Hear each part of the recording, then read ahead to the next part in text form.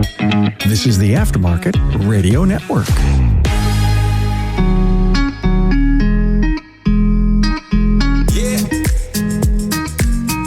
Welcome. You are listening to Speak Up, Effective Communication. I'm your host, Craig O'Neill, and you know what? If you've listened to me before, you've probably know that on most Tuesday nights, you can find me at my weekly Toastmasters meeting. Grand Rapids Toastmasters, Club 404. We meet at a local retirement home, actually.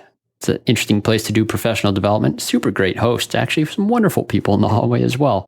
But here's the thing. A few weeks ago, instead of practicing speaking at my club on a Tuesday night, I was given an opportunity to speak to some great individuals and aftermarket professionals who were gathering in Holland, Michigan, about 40 minutes west of me. So hop in my car, I did, but I want you to know this. It was a hot, sweltering 90-degree day in Michigan. This, however, was an Autowares Council meeting put on by my friend and fellow Toastmaster, Dan Hosler, and I am always excited to go to an event when he is putting it on. He's such a great guy, very positive, great energy, love being around him. Now, typically there's two presenters at any Autowares Council meeting. If you've never done a meeting like this, it's a lot of fun. The first presenter for this evening was my friend Ryan Kooiman. Ryan's also a West Michigan native, so this is just something of a geographic anomaly and a cool opportunity that we get to go to some of these meetings like this. I was looking forward to it a great deal. Ryan's always a good guy to spend time with as well. Now, Ryan, for those of you that don't know, he works for Standard Motor Products. He's the director of training. Standard Motor Products has some of the best training. Super professional dudes. Fortunate to call several people friends in that environment as well. And my brother became friends with them years and years ago. Before I knew anyone, my brother was doing a lot of the heavy networking that I was later to benefit from as well. Now, here's the thing. That meeting was one that just kind of stuck with me. And I was looking for inspiration on the things that I wanted to bring into an early episode for this particular podcast. And that meeting absolutely delivered. I'm going to tell you more about that. But first, let me thank those who make this show possible.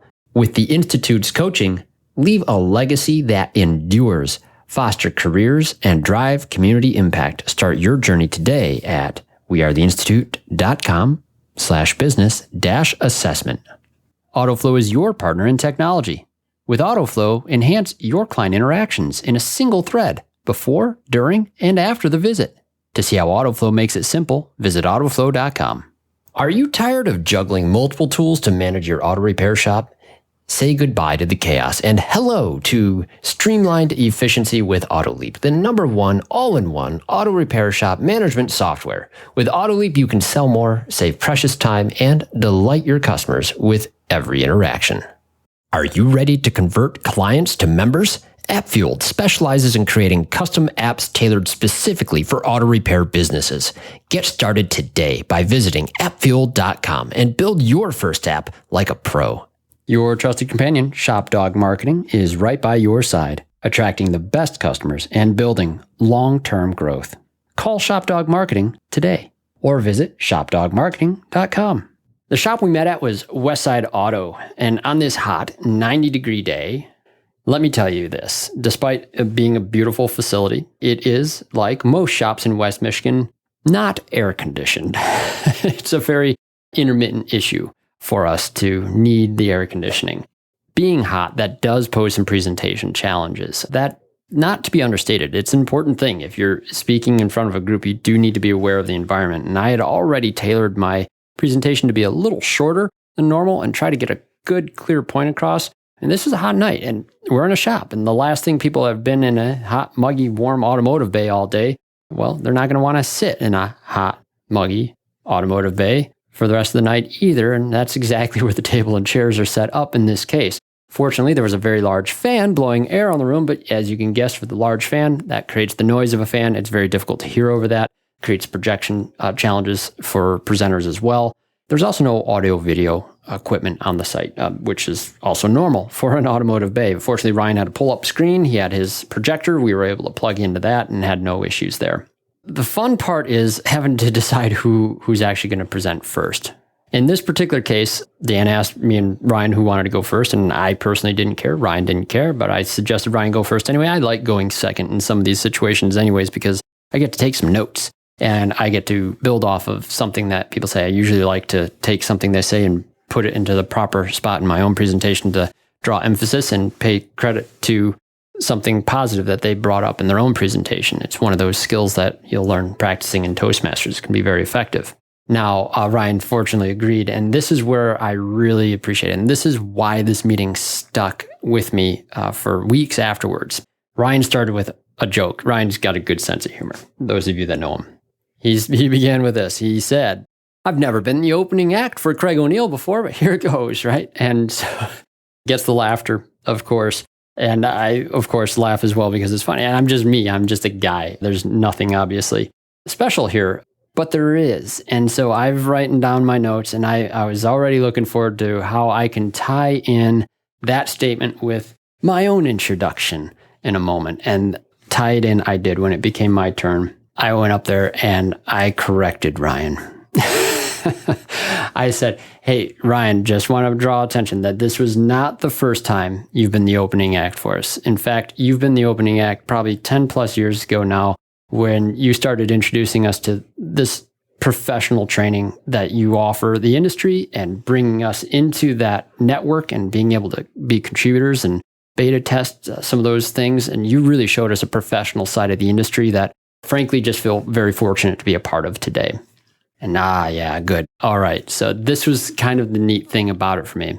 But of course, yeah, just having a good moment of drawing attention there in the audience, of course, seeing that point, seeing the things tied together. Cool, right? Effective communication. It's really fun to have those sort of things come out, but it stuck with me for weeks as I was thinking about the episode that I wanted to bring for this podcast in one of the early episodes. And it's funny how these little pieces of inspiration just sort of happen like this, because that concept of the opening act is what really stuck with me. And folks, I do a lot of walking. If you've seen any of my other activities, I'm big into rucking. Now, rucking with weighted backpack, and I have a personal goal this year of going 1,000 miles, which will be easy. The main goal is that I do a 5K every single day with my ruck, and that's been fun. It's also been good for me and very healthy. That's a lot of time walking and a lot of time thinking, and that's one of my favorite things to do, really, at this point in my life.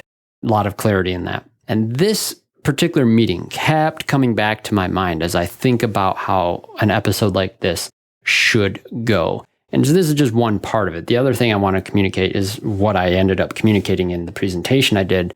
But this particular concept of the opening act.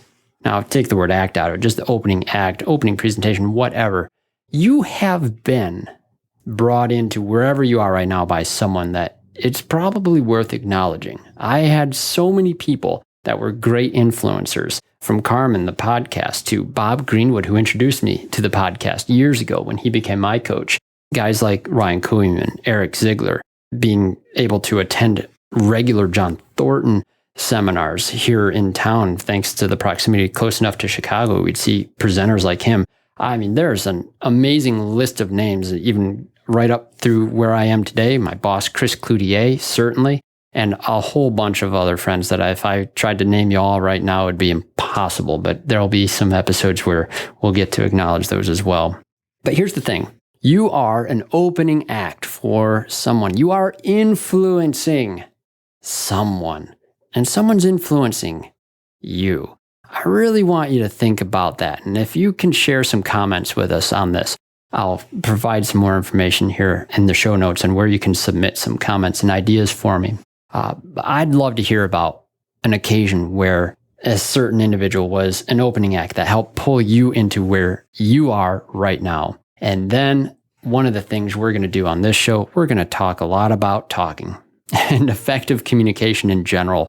And that means influencing people, not manipulating people, but influencing people by getting to know them and understanding them, letting them be them, letting them share their ideas. I can promise you I had some radical ideas back when Ryan Kooiman first knew me.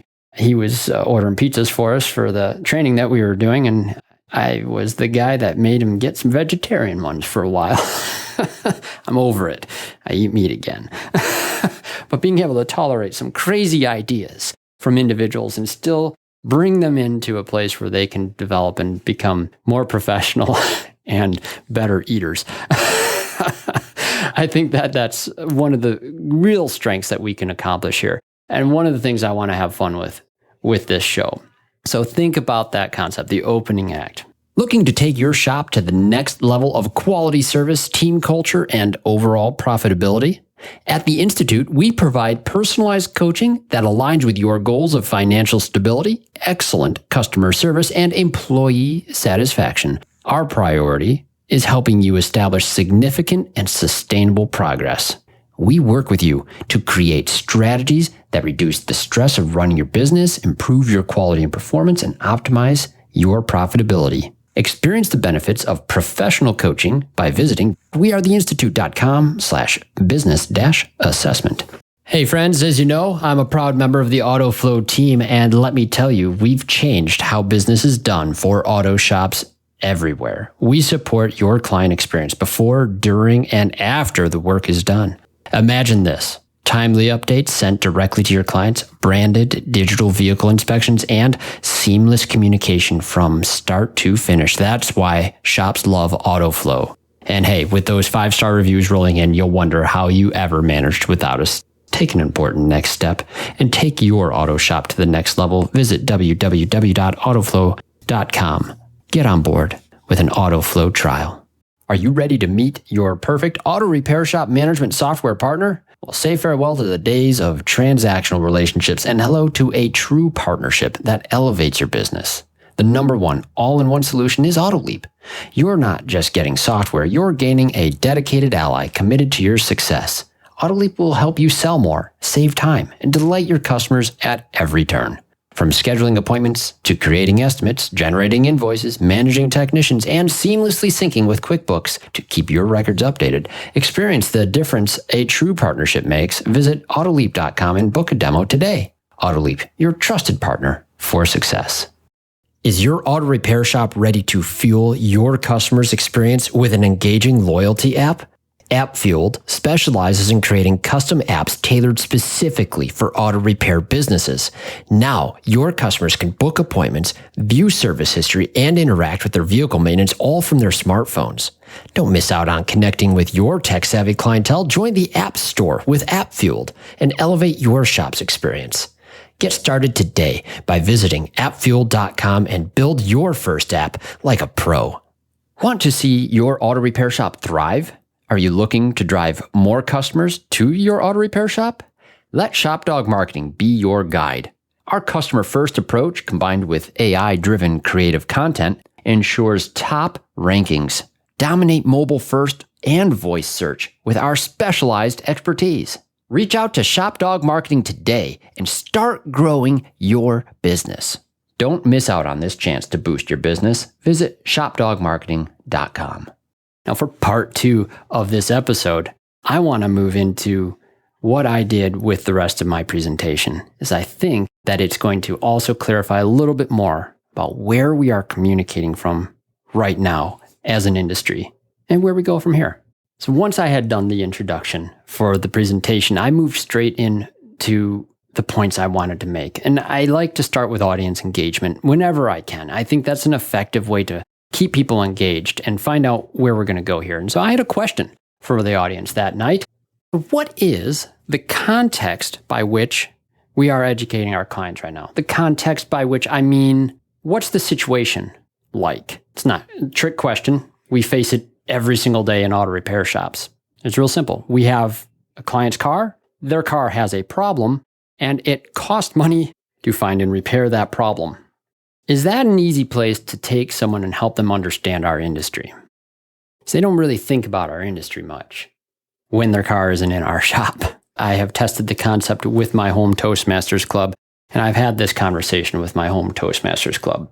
And that's why I want to have a conversation with you. You see, each week, I was telling this to my audience, each week, I get to practice communicating in front of a group of people that are not automotive professionals. So I get to have a constant refresh on their perspectives of things, and they get to hear from me on the issues that are important to our industry that I would want them to understand, but maybe it's harder to help them understand when we're in that context of an auto repair shop visit. But let's look at that visit. Let's put our hats back on here and let's be the auto repair shop. What is the situation like for us? We know about their cars. We know what it needs. you've probably heard it said that we work and we have to sell to a client in what's called a negative push sales environment, a negative push sales environment. Now, I was corrected by this. Another one of my mentors, good friend, also Dennis McCarran. And he said, actually, Craig, it's a double negative push. And so I clarified with this recently. So by that, you mean they don't want it, but they also don't even know about it, right? They don't know and they don't want it. Correct, right? This is the environment that we're in. So we know what the car needs and we know that they need it. The client doesn't know anything about it and doesn't generally want it. Let's look at another element. Let's put our mindset back for our role in the shop. What's it like these days? It's hyper-specialized. It's hyper-specialized. In fact, a lot of times we're dealing with components of a vehicle now that we know about it, but we just sort of know about it.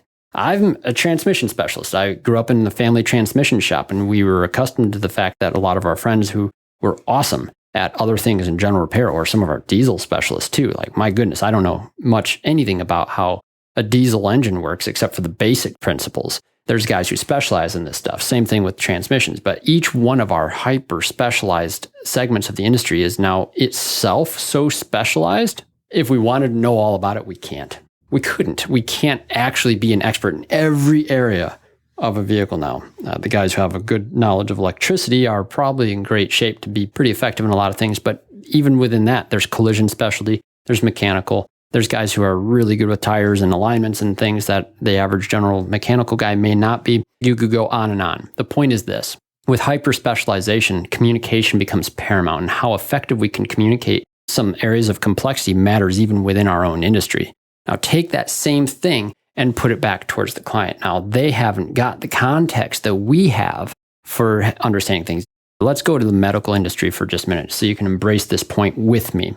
You have a medical specialist, just take a heart specialist, and suddenly he's got to deal with a matter related to the brain. The brain surgeon can communicate to them, and they have a common medical vocabulary, but within each of those specialties too, the individual on one side isn't going to understand as much as the individual on the other, and you have to depend on each other.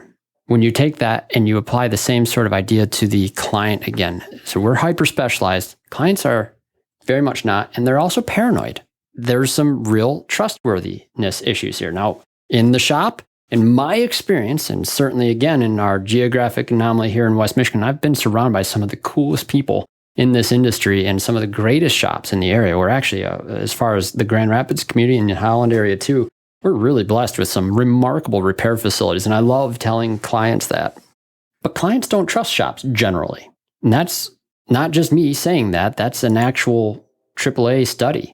The American Automobile Association, and I'm quoting this from 2016, they have a fact sheet that says, according to their recent survey then, 2 out of 3 Americans do not trust auto repair shops. 2 out of 3. Now, that's the bad news. The good news is that in that same poll, 64%, and I'm quoting this, 64% of U.S. drivers have identified an auto repair shop they do trust, suggesting that consumers have chosen to find a reliable mechanic in an industry perceived to have a poor reputation. But let's break this down.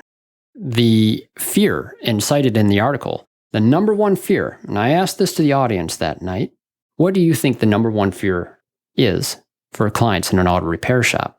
Inevitably, every audience I asked this to, someone blurts out the answer beautifully. And if you're screaming it right now into the sound waves here, sorry, I can't hear you. But yeah, the fear is that they're going to get ripped off is the most common term I hear. But to put it more simply, it's that they fear we're going to sell them unnecessary things. That's interesting. Then beyond that, it's overcharging. A lot of other people also have negative past experience. And then there's, interestingly, 49%, according to that study, concerns that the work will not be done correctly. Now, that one we can fix very, very easily with technical training. The other issues are primarily communication issues. And that's why I like to have this kind of a conversation. And that's why I think that it's important to be having these conversations. You see, if there's a trust issue, how well are we doing at communicating what we are all about in this industry?